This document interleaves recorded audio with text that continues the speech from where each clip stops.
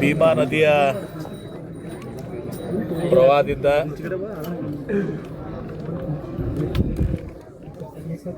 ನಮ್ಮ ವಿಜಯಪುರ ಜಿಲ್ಲೆಯಲ್ಲಿ ಇಂಡಿ ತಾಲೂಕು ಮತ್ತು ಸಿಂದಗಿ ತಾಲೂಕದ ಹಳ್ಳಿಗಳು ಮತ್ತು ಗುಲ್ಬರ್ಗಾ ಜಿಲ್ಲೆಯಲ್ಲಿ ಆಳಂದ ಮತ್ತು ಇನ್ನಿತರ ಭಾಗದಲ್ಲಿ ಎಂದೂ ಕಾಣದಂಥ ಒಂದು ಪ್ರವಾಹವನ್ನು ನಾವು ಕಂಡಿದ್ವಿ.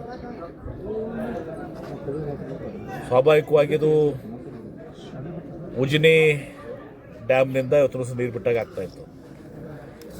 ಆದರೆ ಈ ಸಲ ಅದು ಸೀನಾ ಬೇಸಿನ್ನಲ್ಲಿ, ಆ ಸೀನಾ ನದಿಯ ಬೇಸಿನ್ನಲ್ಲಿ ಇವತ್ತು ಸುಮಾರು 3.5 ಲಕ್ಷ ಕ್ಯೂಸೆಕ್ಸ್ ನೀರು ಇದೆಲ್ಲ ಬರೋದ್ರಿಂದ ಒಂದು ತೀವ್ರವಾದಂಥ ಒಂದು ಪ್ರವಾಹವನ್ನು ನಾವು ನೋಡ್ತಾ ಇದ್ದೀವಿ. ಮತ್ತು ಪ್ರಮುಖವಾಗಿ ಇವತ್ತೊಂದು ದಿವಸ ಇಲ್ಲಿ ಭೀಮಾ ಇದರಲ್ಲಿ ಮಾನಿಟರಿಂಗ್ ಇಲ್ಲ.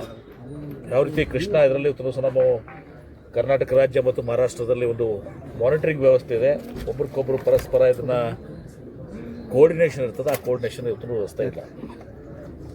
ಮತ್ತು ಯಾವಾಗೂ ಕೂಡ ಸೀನಾ ಇದರಲ್ಲಿ ಇದನ್ನ ಕಂಡಿಲ್ಲ ಇತ್ತು. ಹೀಗಾಗಿ ಭಾಳ ದೊಡ್ಡ ಪ್ರವಾಹ ಉಂಟಾಗಿದೆ. ಇವತ್ತು ನಿನ್ನೆ ಎಲ್ಲ ಜಿಲ್ಲಾಧಿಕಾರಿಗಳು, ಶಾಸಕರು, ಅಶೋಕ್ ಮನ್ಗುಳಿಯವರು, ಜಿಲ್ಲಾಧಿಕಾರಿಗಳು ಎಲ್ಲ ಬಂದು ಇದರ ವೀಕ್ಷಣೆ ಮಾಡಿದ್ದಾರೆ. ಮತ್ತು ಜಿಲ್ಲಾಡಳಿತ ಕೂಡ ಎಲ್ಲ ಕಡೆಯೂ ಕೂಡ ಎಲ್ಲೆಲ್ಲಿ ಪ್ರವಾಹ ಇದೆ ಇವತ್ತು ಸಹ ಉಂಟಾಗಿದೆ, ಅಲ್ಲಿ ಜನರನ್ನ ಸುರಕ್ಷಿತವಾಗಿ ಇದು ಮಾಡಬೇಕು. ಯಾಕಂದರೆ ಅತ್ಯಂತ ಪ್ರಮುಖವಾದದ್ದು ನಮ್ಮ ಲಕ್ಷ್ಯ ಇವತ್ತು ದಿವಸ ಜನರನ್ನ ಸುರಕ್ಷತೆ ಮಾಡುವಂಥದ್ದು, ಅದು ಪ್ರಥಮ. ಹೀಗಾಗಿ ಅವರಿಗೆಲ್ಲನೂ ಕೂಡ ಶಾಲೆಯಲ್ಲಿ ಅವ್ರಿಗೆ ಊಟದ ವ್ಯವಸ್ಥೆಯನ್ನು, ಬಿಸಿನೀರಿನ ವ್ಯವಸ್ಥೆಯನ್ನು, ಕುಡಿಯೋಕ್ಕೆ ನೀರಿನ ವೈದ್ಯಕೀಯ ವ್ಯವಸ್ಥೆಯನ್ನೆಲ್ಲನೂ ಕೂಡ ಮಾಡಿದ್ದಾರೆ. ಅದರ ಬಗ್ಗೆ ಯಾರ್ದು ಕೂಡ ಪಾಪ ತಕರಾರಿಲ್ಲ. ವೈದ್ಯಕೀಯ ಸೌಲಭ್ಯಗಳನ್ನು ಕೂಡ ಕೊಟ್ಟಿದ್ದಾರೆ. ಈಗ ಪ್ರಮುಖವಾಗಿರುವಂಥದ್ದು, ನಾನು ಇವತ್ತು ಕುಂಬಸ್ಗಿಯಲ್ಲಿ ಬಂದಾಗ ನಾವು ನಮ್ಮ ಜೊತೆಗಿದ್ರಿ. ಕುಂಬಸ್ಗಲ್ಲಿ ಸುಮಾರು 100 ಮನೆಗಳಷ್ಟು ಸಂಪೂರ್ಣವಾಗಿ ಇವತ್ತು ಸಹ ಅವರು ನೀರಿನಲ್ಲಿ ಮುಳುಗೋಗಿದ್ದಾವೆ. ಅವ್ರಿಗೆ ನಾವು ಸ್ಥಳಾಂತರ ಮಾಡಬೇಕು. ನಾನು ಅದಕ್ಕೆ ಅವ್ರಿಗೆ ಕೇಳಿದ್ದೀನಿ. ಭಾಳ ಸಲ ನಾವು ಸ್ಥಳಾಂತರ ಮಾಡಿದಾಗ ಈ ಸಂದರ್ಭದಲ್ಲಿ ಒಪ್ಕೋತಾರೆ, ನಾಳೆ ಮುಂದೆ ಮಳೆ ಕಡಿಮೆ ಆದಮೇಲೆ ಮತ್ತೆ ಅಲ್ಲಿ ಉಳ್ಕೋತಾರೆ ಅಂತ ಅನೇಕ ಉದಾಹರಣೆಗಳನ್ನು ನೀವು ನೋಡಿದ್ದೀರಿ, ನಾನು ನೋಡಿದ್ದೀನಿ. ಈಗ ಸಲ ಅವರು ಎಲ್ಲರೂ ಕೂಡ ಇಲ್ಲ, ನಾವು ಈ ಸಲ ನಾವು 2ನೇ ಸಲ 21 ಒಂದು ಸಲ, ಈ ಒಂದು ಸಲ 2 ಸಲ ಆಗಿದ್ದರಿಂದ ನಾವು ನಿಶ್ಚಿತವಾಗಿಯೂ ಆ 100 ಕುಟುಂಬಗಳು ಏನಿದ್ದಾವೆ ಅಂದಾಜು ಹೆಚ್ಚು ಕಮ್ಮಿ ಅವರೆಲ್ಲನೂ ಕೂಡ ನಾವು ಶಿಫ್ಟ್ ಆಗ್ತೀವಿ ಅಂತ ಹೇಳಿದ್ವಿ. ಅದಕ್ಕೆ ಅದು ಸರ್ಕಾರಿ ಜಾಗನೂ ಕೂಡ ಇಲ್ಲ. ಈಗ ನಾವು ಸರ್ಕಾರದಿಂದ, ಜಿಲ್ಲಾಧಿಕಾರಿಗಳು ಸರ್ಕಾರದಿಂದ ಪರವಾನಗಿ ಪಡ್ಕೊಂಡು ನಾವು ನೇರವಾಗಿ ಖರೀದಿ ಮಾಡಿ ಅವ್ರಿಗೆಲ್ಲನೂ ಕೂಡ ಒಂದು ನಮ್ಮ ಸೈಟ್ಸ್ ಕೊಡ್ರಿ, ಒಂದು 5 ಎಕರೆ ತೊಗೊಂಡು ಯೂಸ್ ಮಾಡಿಕೊಡಿ ಅಂತ ಹೇಳಿದ್ದಾರೆ. ಶಾಸಕರು ಕೂಡ ಅಲ್ಲಿ ಹಿರಿಯರಿಗೆಲ್ಲ ಹೇಳಿದ್ದಾರೆ. ಖಾಸಗಿ ಅಂದಮೇಲೆ ಭಾಳ ಸಿಕ್ಕಂಗೆ ರೇಟ್ ಇರುವಂಥದ್ದು ಕೂಡ ಆಗಬಾರ್ದು. ಮಾನವೀಯತೆ ದೃಷ್ಟಿಯಿಂದ ಅಲ್ಲಿ ಊರಲ್ಲಿ ಇರುವಂಥ ಹಿರಿಯರೆಲ್ಲ ಕೂಡ ಯಾರು ಸ್ವಲ್ಪ ಜನರಿಗೆ ಒಂದು ನೋವಿಗೆ ಸ್ಪಂದಿಸುವಂಥವರು ಒಂದು 5 ಎಕರೆನ ಇದು ಮಾಡಿಕೊಟ್ರೆ ಅಲ್ಲಿ ಸರ್ಕಾರ ನಿಶ್ಚಿತವಾಗಿ ಆ ಪ್ರಸ್ತಾವನೆಯನ್ನು ನಾವು ಸರ್ಕಾರಕ್ಕೆ ಸಲ್ಲಿಸ್ತೀವಿ. ಸರ್ಕಾರಕ್ಕೆ ನಾನು ಕೂಡ ಒತ್ತಾಯ ಮಾಡ್ತೀನಿ. ಮುಖ್ಯಮಂತ್ರಿಗಳಿಗೆ ಮತ್ತು ನಮ್ಮ ಕಂದಾಯ ಸಚಿವರಿಗೆ ನಾನು ವಿನಂತಿ ಮಾಡಿಕೊಂಡು ಅಲ್ಲಿ ಏನು ಮಾಡ್ತೀವಿ. ತದನಂತರ ಈಗ ನಾವು ಇಲ್ಲಿ ದೇವನಗಾಂವ್ ಬಂದಿದ್ದೀವಿ. ದೇವನಗಾಂವದಲ್ಲಿ ಇದೀಗ ನೀವು ಕೂಡ ನೋಡಿದ್ರಿ, 72ರಲ್ಲಿ ಈ ಒಂದು ಬ್ರಿಡ್ಜ್ ನಿರ್ಮಾಣ ಆಗಿರುವಂಥದ್ದು. ಭಾಳಷ್ಟು ಹಾಳಾಗಿ ಹೋಗಿದೆ ಒಂದು ಸಹ. ಅದನ್ನು ಈಗಾಗಲೇ ಸರ್ಕಾರದಲ್ಲಿ ಅದನ್ನು ಒಂದು ಸ್ಟ್ರೆಂಥನಿಂಗ್ ಮಾಡಲಿಕ್ಕೆ ಒಂದು ದಿವಸ ಪ್ರಸ್ತಾವನೆ ಇದೆ.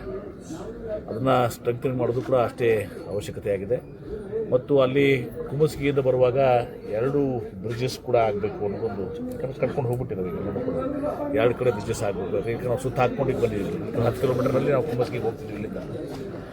ಸೊ ಇದೆಲ್ಲವೂ ಕೂಡ ನಮ್ಮ ಮುಂದಿದೆ. ಮತ್ತು ಬೆಳೆಗಳ ನಾಶ, ಇವತ್ತು ನಾವು ಅಲ್ಲಿ ಪ್ರಥಮವಾಗಿ ನಾವು ಹತ್ತಿಯನ್ನು ನೋಡಿದ್ದೀವಿ, ಫುಲ್ ಕರ್ಗಾಗಿ ಹೋಗ್ಬಿಟ್ಟಿದೆ. 100% ಲಾಸ್ ಇದೆ. ಹತ್ತಿ ಏನಿದೆಲ್ಲ 100% ಲಾಸ್ ಇದೆ. ತದನಂತರ ಉಳ್ಳಾಗಡ್ಡಿ ನೋಡಿದ್ದೀವಿ, ಉಳ್ಳಾಗಡ್ಡಿ ಕೂಡ 100% ಲಾಸ್ ಇದೆ. ತೊಗರಿ ಇವತ್ತು ಸಹ 100% ಲಾಸ್ ಇದೆ. ಕಬ್ಬು ಕೂಡ ಇವತ್ತು 50% ಲಾಸಸ್ ಇದಾವೆ. 50% ಲಾಸ್ ಇದೆ ಕಬ್ಬು ಕೂಡ. ಇದೆಲ್ಲವನ್ನು ಕೂಡ ಇವತ್ತು ಇಲಾಖೆಯವರು, ಜಿಲ್ಲಾಧಿಕಾರಿಗಳು ಭಾಳ ವಿಶೇಷವಾದಂಥ ಆಸಕ್ತಿಯನ್ನು ಹೊತ್ತು ಸಹ ಅವರೆಲ್ಲ ತೆಗೆದುಕೊಂಡಿದ್ದಾರೆ. SP ಅವರಾಗಲಿ, CO ಆಗಲಿ ಎಲ್ಲರೂ ಕೂಡ ವ್ಯವಸ್ಥಿತದಿಂದ ಜಿಲ್ಲಾಡಳಿತ ಕೆಲಸ ಮಾಡ್ತಾಯಿದೆ. ಶಾಸಕರು ಕೂಡ ಭಾಳಷ್ಟು ಎಲ್ಲ ಕಡೆ ಈಗಾಗಲೇ ಜನರ ಒಂದು ಅದಕ್ಕೆ ಸ್ಪಂದನೆಯನ್ನು ಮಾಡಿದ್ದಾರೆ. ನಾವು ಸಮಗ್ರವಾಗಿ ನಾವು ಜಿಲ್ಲಾಧಿಕಾರಿಗಳು ಇವತ್ತು ಬೆಳಗ್ಗೆ ಬರೋಕ್ಕಿಂತ ಮುಂಚೆ ಒಂದು ಸಂಕ್ಷಿಪ್ತವಾದಂಥ ಮೀಟಿಂಗು ಕೂಡ ಮಾಡ್ಕೊಂಡಿದ್ವಿ, ಬ್ರೀಫಿಂಗು ಕೂಡ ಆಯಿತು. ಸುಮಾರು 1,38,000 ಹೆಕ್ಟೇರ್ಸ್ ಅಂದಾಜು 1,38,000 ಹೆಕ್ಟೇರ್ ಅಂದರೆ ಸುಮಾರು 4 ಲಕ್ಷ ಮೇಲೆ ಆಗ್ತದೆ ಎಕರೆದಲ್ಲಿ. 4 ಲಕ್ಷಕ್ಕೆ ಜಾಸ್ತಿ ಹೊತ್ತು ಸ್ವಲ್ಪ ಕ್ರಾಪ್ ಲಾಸ್ ವಿವಿಧ ಬೆಳೆಗಳನ್ನಾಗ್ತದೆ.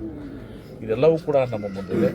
ಮತ್ತು ಮುಖ್ಯಮಂತ್ರಿಗಳು ಬಹುಶಃ ನಾಳೆ ಅಥವಾ ನಾಡಿದ್ದು ಇವತ್ತು ದಿವಸ ಅವರು ಕೂಡ ಈ ಎಂಟೈರ್ ಭಾಗವನ್ನು ವೈಮಾನಿಕ ಇವತ್ತು ದಿವಸ ಒಂದು ಸಮೀಕ್ಷೆಯನ್ನು ಕೂಡ ಅವರು ಕೂಡ ಮಾಡಲಿಕ್ಕೆ ಬಯಸಿದ್ದಾರೆ ಅಂತೇಳಿ ತಿಳಿದು ಬಂದಿದೆ. ಅವರು ಕಂದಾಯ ಸಚಿವರೆಲ್ಲ ಕೂಡಿ ಇದರ ನಂತರ ನಾನು ಹಿಂಡಿ ತಾಲೂಕು ಕೂಡ ಹೋಗ್ತೇನೆ.